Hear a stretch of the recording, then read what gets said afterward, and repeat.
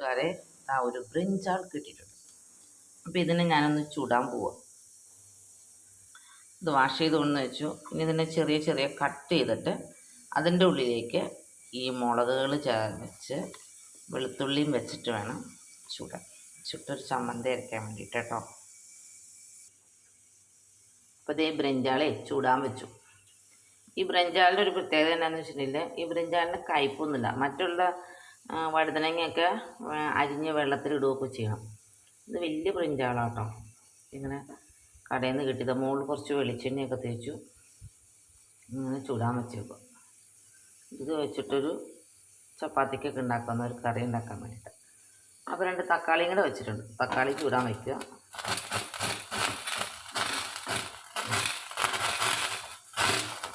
പൊള്ളിച്ചെടുക്കുക. ഇതിൻ്റെ തോലൊക്കെ കളഞ്ഞിട്ട് വേണം ചൂടത്തെ കേട്ടോ. ചൂടാനൊരു 10 മിനിറ്റെങ്കിലും വേണം കേട്ടോ. ഇതുണ്ടോ,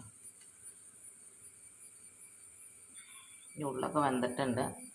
ഇതിൻ്റെ തൊലിയൊക്കെ കളഞ്ഞ് ഇങ്ങനെ സ്പൂൺ ഉപയോഗിച്ചിട്ട് ഞെക്കി എടുക്കണം കേട്ടോ. പക്ഷേ ചുവന്നുള്ളിയൊക്കെ എടുത്ത് വെച്ചിട്ടുണ്ട്.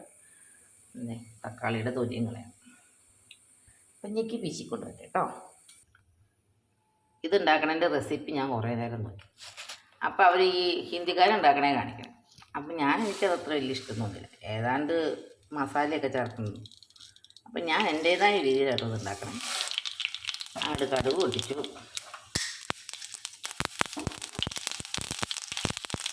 ഇത് കാണാനൊരു ഭംഗിയില്ല.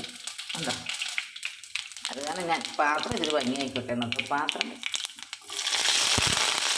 ചുവന്നുള്ളി ഇട്ടു, കറിവേപ്പില ഇട്ടു. നന്നായിട്ടങ്ങ് മൂത്ത് വരുമ്പോൾ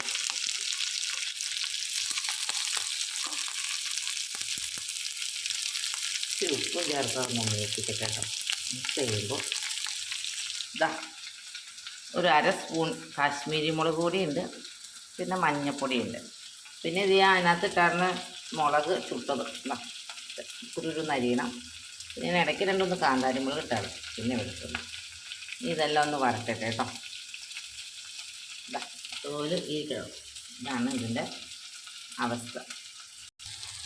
അങ്ങനെ വെളിച്ചെണ്ണ തെളിഞ്ഞ് പൊടികളിടുക.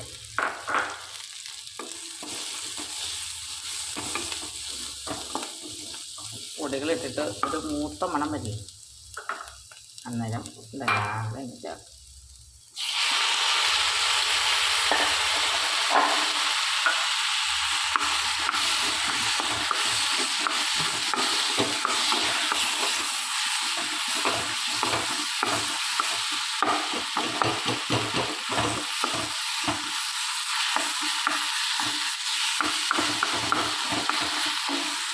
ഇനി ഒരു 10 മിനിറ്റ് കിടക്കട്ടെ കേട്ടോ.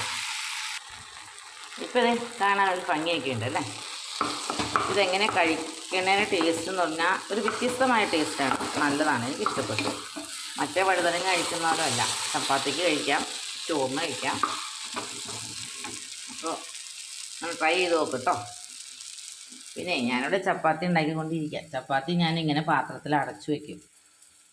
ഒരു 3-4 ദിവസത്തേക്ക് ഉപയോഗിക്കാൻ പറ്റും. ഓക്കേ.